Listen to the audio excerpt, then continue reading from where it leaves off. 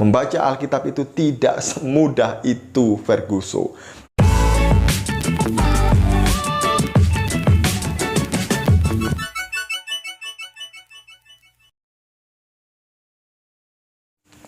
Shalom saudaraku, salam damai sejahtera di dalam kasih Kristus. Berjumpa lagi dengan saya, Didi Juli. Kita akan belajar berapologetika bersama-sama di channel ini. Dalam video kali ini saya mau menanggapi stand up komedi dari Ustadz Ahmad Kainama yang ngakunya lulusan S2 dari Haifa, Israel. Saya takut karena beliau ini lulusan dari Israel dan saya hanya lulusan dari Indonesia.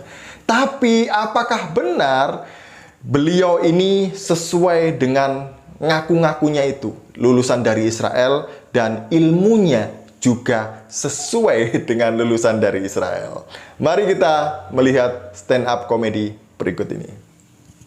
Nabi Yakub alaihissalam disebut Israel, ya, disebut Israel. Isra, perjalanan, Allah membuat bangsa ini berjalan gitu ya. Ada kisahnya bersama Nabi Musa 40 tahun di padang gurun, ya.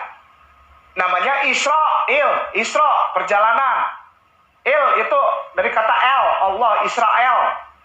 Israel, Allah memperjalankan mereka jauh 40 tahun, muter di padang gurun, keluar dari Mesir sampai di Kanaan. Saya dari tadi itu pengen ketawa dengerin orang ini ya. Lebih lucu dari Mongol orang ini sebenarnya. Coba daftar ikut stand up komedi, lucu, pasti lucu. Kok bisa ya, orang yang ngakunya lulusan S2 dari Israel, tapi palsu itu, pinternya nggak ketulungan seperti ini ya. Arti kata Israel itu kok jadi begitu? Dia bilang, arti kata Israel adalah dari kata Isra, yang artinya perjalanan, dan El, yang artinya Allah. Jadi Allah memperjalankan mereka selama 40 tahun di padang gurun. Ngaco. Itu arti dari mana, Pak Ustadz? Bapak baca Alkitab yang mana? Atau buka Google Translate lagi ya? Ya aduh, Ustadz Google Translate lagi. Kalau kita melihat di dalam Alkitab, arti kata Israel itu jelas. Bukan seperti yang disampaikan oleh Ustadz Kainama. Nah, apakah arti kata Israel? Mari kita membuka di dalam Kejadian 32 ayat 28. Kita buka ya, Kejadian 32 ayat 28. Nah, saya akan membacakannya. Lalu kata orang itu, namamu tidak akan disebut lagi Yakub, tetapi Israel, sebab engkau telah bergumul melawan Allah dan manusia, dan engkau menang. Nama Israel diberikan oleh Allah kepada Yakub setelah Yakub menang bergumul melawan Allah di Peniel. Jadi nama Yakub tidak lagi menjadi Yakub, tetapi Israel. Israel dari bahasa Ibrani Yisroel, yang berarti Allah bergumul. Secara harafiah artinya adalah Allah bergumul. Jadi karena Yakub menang bergumul dengan Allah, bukan berarti gulat, bertarung seperti yang dituduhkan oleh orang-orang Islam itu, para mualaf ya. Kok bisa Tuhan bergulat dengan manusia, Tuhan kalah dan manusia menang? Tuhan macam apa itu? Itulah orang yang tidak tahu konteks Alkitab.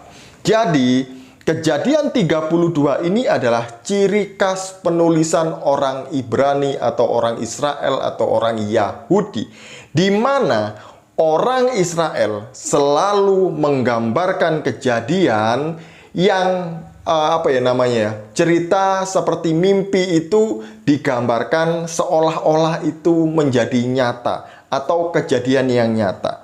Penglihatan juga dituliskan dengan sebuah cerita yang seolah-olah itu memang terjadi secara fisik. Padahal itu tidak. Arti bergumul dengan Tuhan adalah Yakub pada waktu itu takut bertemu dengan kakaknya, karena menurut Yakub pasti dia akan dibunuh karena dia sudah menipu kakaknya. Dan dia mengalami pergumulan yang berat. Bukan bergulat secara jasmani, tapi bergumul dengan Allah secara pribadi. Dan akhirnya Yakub menang dalam pergumulan itu, mengalahkan rasa takutnya, sehingga dia katakan tempat itu adalah Peniel, dari bahasa Ibrani Panim Elohim. Panim artinya wajah, Elohim adalah Tuhan. Jadi di sanalah tempat itu dinamakan dengan Panim Elohim. Pada waktu Yakub bertemu dengan Esau, nanti di kisah selanjutnya, dia bilang, melihat engkau serasa melihat wajah Tuhan, yaitu Peniel, Panim Elohim. Jadi setelah Yakub menang dalam pergumulannya, dia mengalahkan rasa takutnya dan dia merendahkan dirinya untuk datang kepada kakaknya dan dia minta maaf. Disitulah rekonsiliasi terjadi. Pemulihan hubungan yang rusak terjadi. Karena apa? Karena bergumul, berdoa secara pribadi dengan Tuhan. Membaca Alkitab itu tidak semudah itu, Ferguson. Tapi ada kaidah-kaidah tertentu yang harus kita pelajari. Demikian dari saya, semoga kita tidak tersesat selama 40 tahun muter-muter begitu saja seperti Ustadz Kainama. Shalom, salam maras, Tuhan Yesus memberkati.